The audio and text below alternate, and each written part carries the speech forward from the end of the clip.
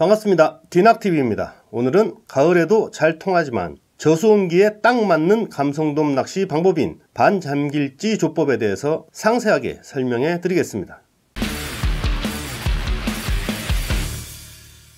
반잠길지 조법에 대해서는 전문가인 김한민 프로에게 갯바위에서 직접 설명을 듣는 영상을 지난 10월 17일에 업로드한 바 있습니다. 김한민 프로가 상세하게 설명을 해 주셨지만 현장에서 즉석 인터뷰 형식으로 진행됐기 때문에 상세한 내용을 이해하기 어려운 분들이 많았을 것이라고 생각됩니다. 오늘은 당시 월간 바다낚시 NC루어 남상출 편집장이 취재한 내용과 더불어 김한민 프로에게 보충 취재까지 한 내용을 그림과 각종 자료를 통해 알기 쉽게 설명해 드리겠습니다. 갯바위 릴지낚시 최고 인기 대상어인 감성돔은 경계심이 강한 편이라 보통 바닥을 타고 움직입니다. 따라서 지형 굴곡이 심할 경우 입질 예상 지점을 제대로 공략하기 어렵습니다.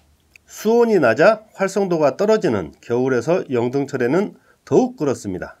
오늘 설명드리는 반잠길지 조법은 감성돔 낚시 전문가인 HDF 해동조구사 필드스텝 김한민 프로가 바닥층에 머무는 감성돔을 공략할 때 최고라고 추천하는 낚시 방법입니다. 반잠길지 조법의 대가인 김한민 프로는 우리나라에서 손꼽히는 감성돔 낚시 전문가입니다. 여수에서 20년 넘게 낚시점을 운영하면서 날씨만 허락하면 하루도 빠짐없이 수천 번을 출조하며 쌓은 실전 경험을 통해 자신만의 조법을 완성했습니다. 현재 토털 낚시메이커 HDF 해동조구사 필드스텝으로 활동하고 있으며 여러 낚시 잡지와 방송을 통해 이름이 널리 알려져 있는 전문 낚시인입니다. 감성돔 낚시를 할 때 가장 많이 사용하는 반유동 채비는 찌매듭 위치에 따라 공략 수심이 한정됩니다. 찌미 수심을 너무 얕게 조절할 경우 미끼가 바닥에서 뜬 상태로 지나치는 구간이 많아 입질 확률이 떨어집니다. 반대로 찌미 수심을 너무 깊게 조절할 경우 미채비 무게로 인해 밑걸림이 쉽게 발생해 입질 예상 구간을 효율적으로 탐색하기 어렵습니다. 이론상으로는 견제와 흘림을 반복하는 식으로 미끼가 장애물을 넘게 하면서 바닥층을 따라 흘러가도록 만들 수 있지만 실전에서는 결코 만만치 않은 문제입니다. 찌가 물속으로 잠기는 채비는 크게 잠수찌 채비와 잠길지 채비로 구분할 수 있습니다. 잠수찌 채비는 찌 자체가 마이너스 부력인 잠수찌를 사용하기 때문에 수면에 닿자마자 가라앉기 시작해 가만히 내버려두면 찌가 바닥까지 가라앉습니다. 감성돔 낚시에서는 잘 사용하지 않고 뱅에돔, 부시리, 참돔 등을 노릴 때 주로 씁니다. 잠길지 채비는 찌 부력보다 미채비의 침력을 무겁게 만들어 찌매듭이 닿은 후부터 찌가 천천히 가라앉게 만드는 채비입니다. 보통 수중찌나 수중봉돌이 바닥에 닿으면 더 이상 가라앉지 않습니다. 바닥 탐색 능력이 뛰어나 감성돔 낚시 고수들이 즐겨 쓰는 채비 중 하나입니다. 반잠길지 채비는 잠길지 채비와 구성 방법이 기본적으로 같습니다. 포인트의 수심, 조류, 지형 등을 고려해 일반적인 반유동 채비를 먼저 만들고 봉돌을 추가해 찌가 잠겨들도록 하면 됩니다. 다만 평소 자주 사용해 잔존 부력이 어느 정도인지 알고 있는 찌를 선택하면 훨씬 편합니다. 반잠길지 채비는 잔존 부력을 완전히 없애 채비가 정렬됐을 때 부력이 제로에 가깝도록 만드는 게 무엇보다 중요합니다. 잔존 부력은 목줄의 도래 부분에 좁쌀봉돌을 물려 제거하면 됩니다. 이 상태에서 목줄에 비봉돌 2개나 3개를 일정한 간격으로 물리면 예민한 상태로 천천히 가라앉는 반잠길지 채비가 완성됩니다. 일반적인 반유동 채비와 마찬가지로 반잠길지 채비를 사용할 때도 집중적으로 공략할 입질 예상 지점을 먼저 정하고 그에 맞게 찌미 수심을 조절해야 효율적인 채비 운용이 가능합니다. 집중 공략 지점을 정할 때는 낚시를 시작하기 전에 바늘에 수심 체크용 봉돌을 달아 낚시자리 주변 이곳저곳에 던져 수심과 물밑 지형을 파악하고 나서 결정하면 됩니다. 참고로 말씀드리자면 감성돔 낚시를 할 때는 낚시자리에서 10에서 30m 정도 떨어진 수중턱이나 수중녀, 수중골창이 가장 확률 높은 포인트로 꼽힙니다. 입질 예상 지점을 정하면 그에 맞게 찌미 수심을 조절합니다.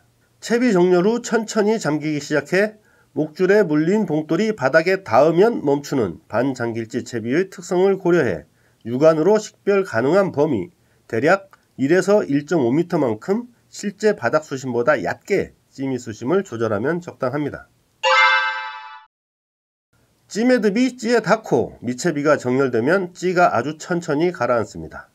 목줄에 물린 비봉돌이 바닥에 닿으면 찌가 더 이상 가라앉지 않고 수중에 멈춰 있게 됩니다. 이 과정에서 입질이 오면 찌가 순식간에 사라지거나 본래 속도보다 빨리 가라앉습니다. 비봉돌이 바닥에 닿은 상태에서 한동안 아무 반응이 없으면 낚싯대를 천천히 들어 찌가 수면까지 떠오르도록 만든 다음 다시 흘리면서 가라앉혀 탐색을 계속합니다. 이렇게 낚싯대를 들어 올릴 때 자연스럽게 뒷줄 견제와 미끼 움직임 연출이 이루어지게 됩니다. 입질이 아닌데 찌가 안 보일 정도로 계속 가라앉는다면 밑걸림일 확률이 높습니다. 미채비가 바닥에 걸린 상태에서 찌가 조류에 밀려 가라앉기 때문입니다. 반대로 찌가 가라앉는 속도가 느려지거나 제자리에 멈춰 있다면 미끼가 없어졌을 가능성이 큽니다. 반장길치 채비는 찌가 수면에 떠있지 않고 미채비와 함께 예민한 상태로 천천히 가라앉기 때문에 감성돔 낚시에서 입질 확률이 높은 바닥층을 자연스럽게 탐색할 수 있습니다. 또 입질을 할 때 찌의 부력을 전혀 느낄 수 없으므로 감성돔이 느끼는 이물감이 적어 한 번에 시원하게 미끼를 삼킬 확률이 높습니다. 이런 장점은 현장 여건이 나빠 감성돔 경계심이 높을 때 위력을 발휘합니다. 특히 저수온으로 인해 감성돔 활성도가 떨어지는 겨울부터 영등철에 더욱 큰 위력을 발휘합니다. 반장길치 채비 운영 과정을 요약하면 다음과 같습니다.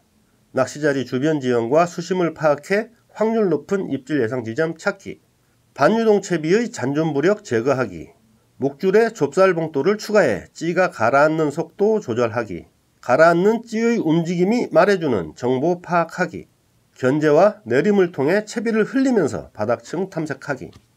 어렵게 느껴질 수도 있지만 반장길치 채비는 반유동 채비를 사용하면서 낚시를 할 때와 크게 다른 점이 없습니다. 찌가 수면에 떠서 흘러가느냐 천천히 잠기면서 흘러가느냐 이런 차이밖에 없습니다. 아주 쉽지는 않지만 크게 어렵지도 않습니다. 반장길치 조법 일단 시도해 보십시오. 자신감이 붙고 나면 여러분의 감성돔 낚시 수준이 한 차원 올라갈 것입니다.